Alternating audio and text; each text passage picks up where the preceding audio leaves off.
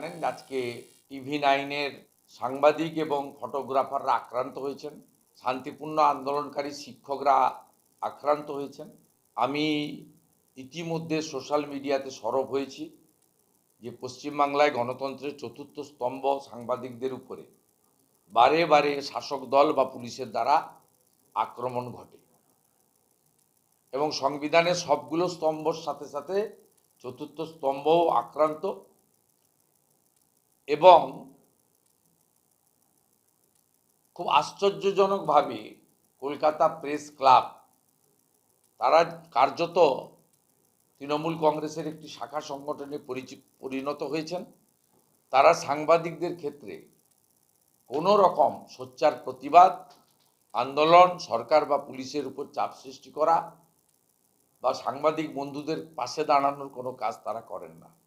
এটা অত্যন্ত পরিতাপের বিষয়। এটা অন্য রাজ্যে হয় না। সেখানে সাংবাদিকরা আক্রান্ত হলে সংঘবদ্ধভাবে সাংবাদিক সংগঠন প্রতিবাদে নামে। এই রাজ্যে সাংবাদিকদের মধ্যেও ওরা চালু হওয়ার জন্য আজকে সাংবাদিকরা তাদের কর্মক্ষেত্রে এই প্রবল গরমের মধ্যে ঝুঁকি নিয়ে তারা কাজ করছেন।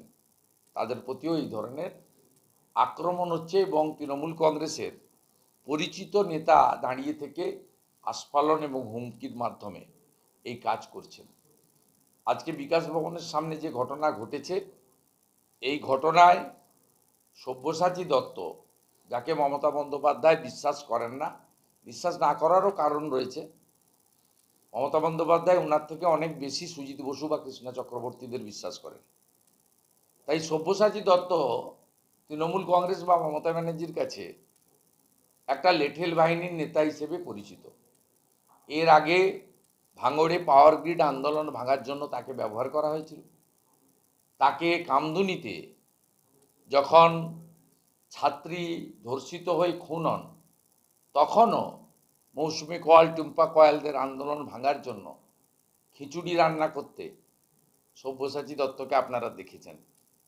আজকে সব্যসাচী দত্ত কার্যত মমতা বন্দ্যোপাধ্যায়ের নির্দেশে বা তার কাছে নাম্বার বাড়ানোর জন্য 8-9 মাস পরে বিধানসভার ভোট, বিধাননগরে সুজিত বোস আছে, রাজারহাট নিউ টাউনে তাপস চ্যাটার্জি আছে, রাজারহাট গোপালপুরে অদিতি মুন্সি আছে। উনি কোথায় ঢুকবেন? ঢুকার জায়গা নেই। তাই তিনি তার পরিচিত গুন্ডা, এরা কেউ তার ওয়ার্ডের লোক নয়, নিউ টাউন থেকে ভাড়া করে নিয়ে এসে শিক্ষকদের উপরে, শান্তিপূর্ণ আন্দোলনের উপরে বেপরোয়া আক্রমণ করেছে। কোনো শিক্ষকের পা ভেঙেছে, কারো আঙুল ভেঙেছে। তারা যেহেতু অরাজনৈতিক আন্দোলন করছেন, রাজনীতির প্রবেশ চান না, আমরা আফটার অল রাজনীতির লোক, তাই সরাসরি ফিজিক্যালি সেখানে গিয়ে সাপোর্ট দেওয়ার আমাদের ইচ্ছা থাকলেও সুযোগ নেই বা আমরা চাইও না, যেহেতু তারা অরাজনৈতিকভাবে আন্দোলন করতে চান। একটু আগেও তারা বলেছেন যে আমরা অরাজনৈতিকভাবে আন্দোলন করতে চাই।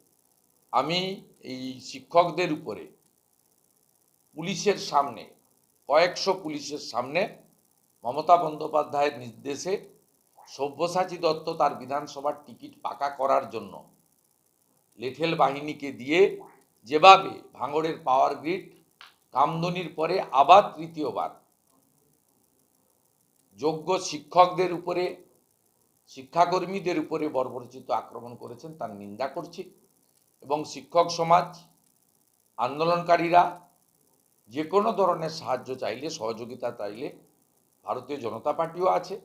আমরা যারা রাজ্যের বিধায়ক আছি বিরোধী দলের, একমাত্র বিরোধী দল বিধানসভায় বিজেপি, বা বিরোধী দলনেতা মানে শুধুমাত্র একটি রাজনৈতিক দলের নয়, সরকার বা সরকারি দলের দ্বারা যেই আক্রান্ত হবে তার পাশে আমরা দাঁড়াই। ভোটের কথা সবসময় ভাবি না। সেক্ষেত্রেও তারা ভবিষ্যতে সহযোগিতা চাইলে বা যে কোনো মুহূর্তে সহযোগিতা চাইলে আমরা করব।